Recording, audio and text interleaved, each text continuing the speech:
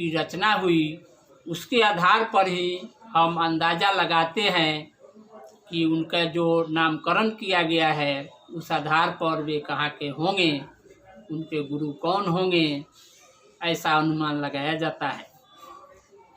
अब मैं चर्चा करूँगा व्याकरण शास्त्र के दूसरे मुनि आचार्य कात्यायन के संबंध में।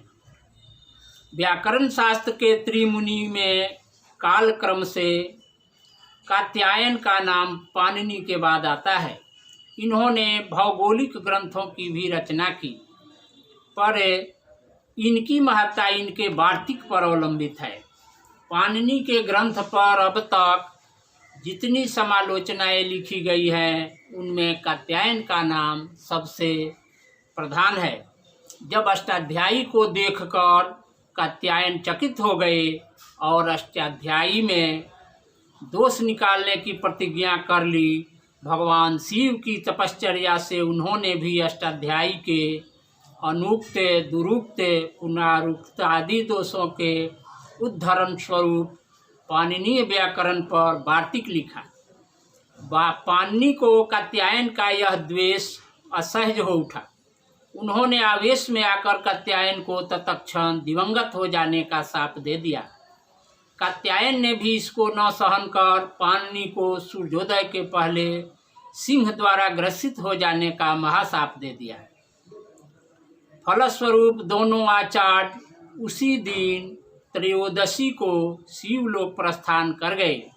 सिंहो व्याकरणस्य कर्तु अहरत प्राणान प्रियान पाणिने, पंचतंत्र में ऐसा कहा गया है। कात्यायन की रचनाएं वार्तिकों के आधार पर ही है। स्वर्गारोहण काव्य, कात्यायन स्मृति, उभय सारिका भान ये नाटक है तथा भोजश्लोक ये उनका ग्रंथ है। किंवदंती है कि पाणिनि के जाम्बवती विजय की प्रतिस्पर्धा में कात्यायन ने स्वर्गारोहण काव्य लिखा।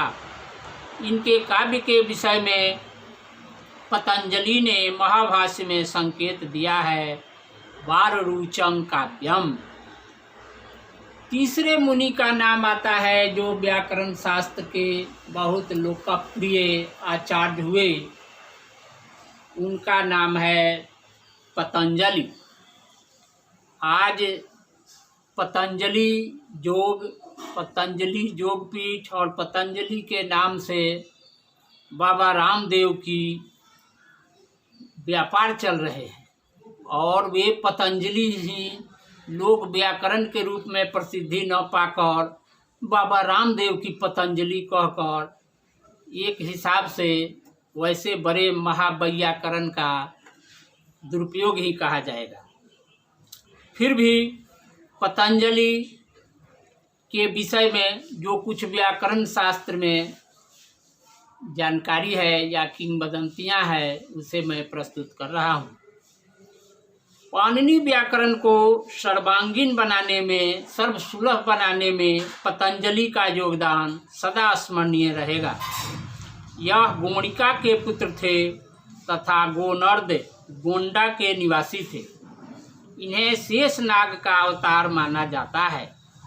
भोजराज की प्रसिद्ध उक्ति के अनुसार योग सूत्र प्रणेता पतंजलि, व्याकरण महाभाष्यकार पतंजलि तथा चरक संहिता के रचयिता पतंजलि तीनों एक ही व्यक्ति थे। योगे न चित्तस्य पदे न वाचां मलं शरीरस्य तु वैद्यकेन यो वा करोत तं प्रवरं मुनीनां पतंजलि प्रांजलिरानतोष्मि। पतंजलि की उत्पत्ति के विषय में एक कथा प्रचलित है कि एक समय चिदंबर प्रदेश में गोनिका नाम की महासती प्राज्ञ पुत्र की कामना से भगवान शिव की आराधना कर रही थी। एक दिन गोनिका भगवान सूर्य को अर्घ्य दे रही थी कि उसकी अंजलि में भगवान शेष अवतीर्ण हो गए। सर्प के रूप में उन्हें देखकर गोनिका ने घबराकर उनसे पूछा। गोनिका पूछती है, कौर भगवान शेष उवाच सप्पोहम। गोनिका पुनः पूछती है जे रेफः क्व गतः। शेष बोलते हैं त्वया अपहृतः। यह सुनकर गोनिका आनंद विभोर हो उठी। तदनंतर उसने भगवान शेष को हंसते हुए बालक के रूप में अपने हाथ में अंजलि में पाया और उसी दिन उस शेषावतार का नाम पतंजलि रख दिया। कुछ ही दिनों में पतंजलि व्याकरण शास्त्र के प्रकांड विद्वान हो गए। संस्कृत भाषा में भी ये लेख मिलता है। मैं चाहूँगा कि संस्कृत भाषा में आप सबों के सामने भी इस पतंजलि की उत्पत्ति की कहानी बता दें। महाभाष्यकारो भगवान पतंजलि शेषनागस्य अवतार रूपेण स्तूयते। लोकजनसुक्त्यानुसारेण नृत्यावसाने नटराजराजः शिवः तपसा प्रसादिता ढक्कांगनादयामास। तेन 14 माहेश्वर सूत्रमादाय पाणिनेय व्याकरणं जग्रन्थः। कात्यायनश्चापि तपसा शिवं संतोष्य वार्तिकं प्रणीतवान्। इत्थं सूत्रवार्तिकयोः मतभेदं विलोक्य व्याकरणस्य अप्रचारं च दृष्ट्वा भगवान् शिवः स्वकण्ठलम्बितं शेषनागं समादिशत्। भूमण्डलं गत्वा भाष्यं रचयति। तदाज्ञां शिरसा निधाय शेषः गोनर्ददेशे पुत्रार्थं तपन्त्या गोणिकायाः सूर्योपासनार्थं प्रसारिते अंजलौ पपात। भीता तपस्विनी त्वरया पृष्ठवती कोर्भवान्। शेष उवाच सप्पोहम्। तपस्विन्या उक्तं रेफः क्व गतः। शेष उवाच त्वया अपहृतः। प्रसन्नचित्ता सा तां पुत्ररूपेण पालयामास। स एव शेषः अंजलौ पतनकारणात् पतंजलि इति प्रसिद्धम। ये सूक्ति बहुत लोकप्रिय कहावत के रूप में है कि पतंजलि का नाम पतंजलि क्यों पड़ा। तो संस्कृत भाषा में भी यही कहा गया है कि पुत्र विहीन गोनिका अपने पुत्र की अभिलाषा से भगवान सूर्य की दोनों हाथों से अंजलि से सूर्योपासना के लिए जल दे रही थी और उसी हाथ में शिव के आदेश से भगवान शिव के आदेशानुसार जैसे कहा गया है कि भगवान शिव ने अपने गले में जो शेष नाग धारण किए हैं उन्हें आदेश देकर बोले कि पाणिनि और कात्यायनी के सूत्र वार्तिक के विवाद में व्याकरण का प्रचार नहीं हो रहा है। अतः आपको मैं भूमंडल में इसलिए भेज रहा हूँ कि सूत्र और वार्तिक के विवाद का समाधान कर एक ऐसा भाष्य, एक ऐसा सरल भाषा में व्याकरण बनाइए जो सर्वसुलभ हो, सभी लोगों को आसानी से वो समझ में आए और व्याकरण का अप्रचार न होकर इसका प्रचार प्रसार हो और लोगों को ये कठिन नहीं लगे।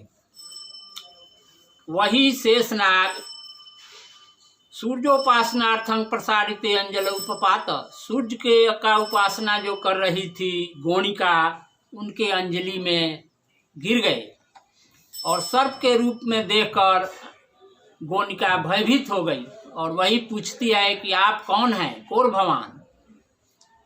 तो उधर से जवाब मिलता है कि सप्पोहम, मैं सप्पोहम, सप हूँ, सर्प नहीं कह के सप। जैसे यहाँ भाव ये है कि बच्चे शुद्ध शुद्ध न बोलकर तोतली आवाज़ में बोलते हैं, वही बहुत आकर्षण होता है। अब यहाँ शेषनाग माँ से कैसे शुद्ध बोले कि सर्पोहम, इसलिए उन्होंने सप्पोहम बोला। तो ये सुनकर जब वो पूछती है कि सर्पों में का रेफ कहाँ गया, तो हंसकर बोलते हैं कि आपने उसे रेफ का अपहरण कर लिया। इस पर वो मातृत्व भाव से प्रसन्न होकर पुत्र के रूप में उन्हें स्वीकार की और वही सर्प रूप बदलकर और लड़के के रूप में, बच्चे के रूप में उनके हाथ में आ गए। और उसी दिन से अंजलौ पतन कारणात्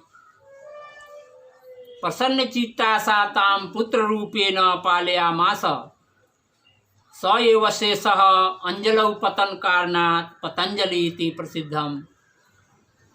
अंजलि में पतन के कारण से उनका पतंजलि नाम पड़ा और वही पतंजलि योग सूत्र, महाभाष्य और व्याकरण के और ग्रंथ का भाष्य करके इसकी दुरूहता को, कठिनता को सरलता में बदलकर पाणिनि के सूत्रों का ही आधार लेकर और इसे इतना सरल बना दिया कि आज हम महाभाष्यकारों पतंजलि ही व्याकरण शास्त्र में लगता है कि वो दोनों मुनियों से ये त्रिमुनि के तीसरे मुनि का सबसे लोकप्रिय स्थान है। एक और कहावत इनके विषय में है, लेकिन अब मैं अगले क्लास में इसकी व्याख्या करूँगा।